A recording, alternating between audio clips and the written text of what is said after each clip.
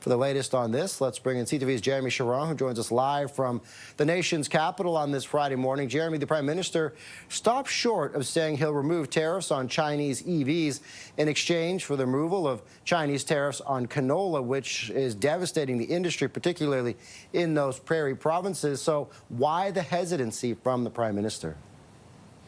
Yeah, look, Scott, the Prime Minister is, playing a bit of a balancing act here. To your point, he's facing pressure from prairie premiers specifically in Saskatchewan, Scott Moe, in Manitoba, Wab Kinew, provinces where canola farmers are operating and feeling the impacts of those canola tariffs. They are pressuring the Prime Minister to do exactly what Beijing has offered, which would be to drop the 100% tariffs on EVs in exchange for them to drop those 100% tariffs on canola products.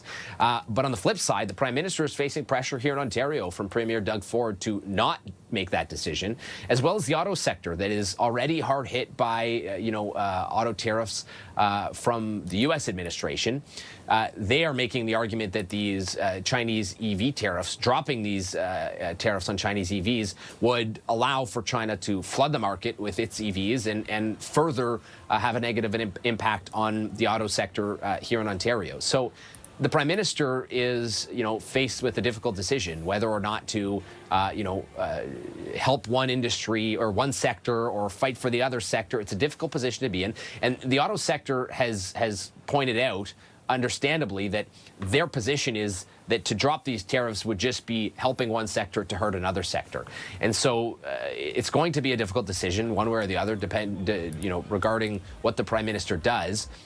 Canada took this stance on Chinese vehicles. The past Liberal government took this stance on Chinese vehicles to align itself with Washington, to ensure that they were kind of, taking the same approach when it took to the Chinese EV market, as the North American EV market and auto market as a whole has always kind of operated cohesively. But things have kind of changed. Donald Trump and his administration have made it clear they're prioritizing the U.S. Auto sector, not the North American auto sector. And so circumstances, certainly have changed. But it is no surprise that at this point the Prime Minister is not ready to commit one way or the other, especially given the fact that, despite everything we've already mentioned, he and his government are trying to bolster relationships with China. Foreign Affairs Minister Anita Anand is there right now. The Prime Minister is expected to meet with the President of China before the end of the year.